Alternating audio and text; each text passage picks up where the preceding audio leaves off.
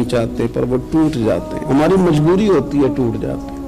रात को उसकी बारगाह में हाथ बांध के कश्कोल तलब दराज करके खूब इस्तिगफार पढ़ना चाहिए कि मालिक बंदे हैं ना, क्या करें, नफ्स का साथ है, दुनिया का साथ है, ख्वाहिशात नफसानियां, मालिक माफ कर दे।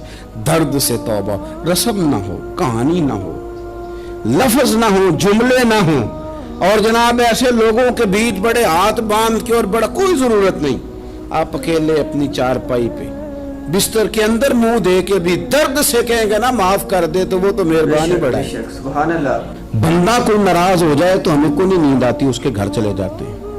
हम अपने सारे रिश्तों को, ताल्लुकात को मेंटेन करके रखने के आदी हैं। हमें पता है कि वहां मैं नहीं जा सका तो बेटा भेजता हूं, फलां शादी पे मैं नहीं जा सका तो भतीजा भेजता हूं, भाई भेजता हूं, हर ताल्लुक का हमने ख्याल रखा कोई रूठ ना जाए। लेकिन कमाल है ना, ये नहीं सोचा कि अगर रब रूठ गया तो, अल्लाह अकबर, अल्लाह जब वो अकबर। रूठ जाए ना तो सारे रिश्ते भी बंदे के पास मौजूद हों तो कोई करामत नहीं होता। फिर करोड़ों रुपया जेब में हो तो डॉक्टरों की दवाइयां असर नहीं करती। वो रूठ जाए तो फिर इंसान इस तरह से फिसलता है कि बड़े बड़े उसके पास दरवाजे होते हैं पर किसी जगह उसका हाथ नहीं लगता। खुदारा ख्याल करें, दुनिया रूठती है तो रूठ जाए, रब रसूल नाराज ना होने पाए, इसका ख्याल करें। हुजूर फरमाते हैं वो मुस्कुराता है, उसे खुशी होती है जब कोई उसका बंदा उसकी तरफ रुजू करता है।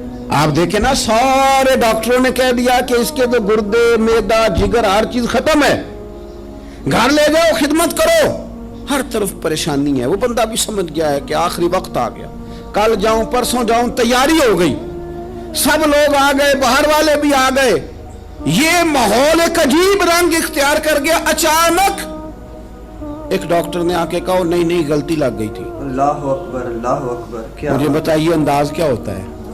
बगैर दवाई के बंदा उठ के खड़ा नहीं हो जाता, ओ मैं तो बच गया हूं।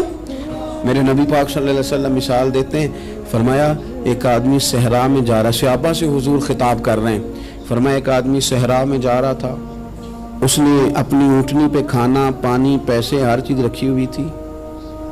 सहरा था बहुत बड़ा, दरमियान सहरा के गया तो थोड़ा सा सस्ताने के लिए, आराम करने के लिए ऊँटनी से नीचे उतरा।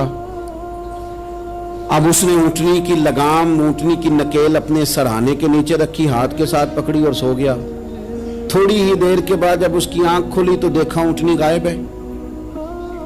सहरा में वो पैदल ना आगे जा सकता है, ना पीछे जा सकता है, ना दाएं ना बाएं, खाने को रोटी नहीं, पीने को पानी का कतरा नहीं, थोड़ा इधर भागा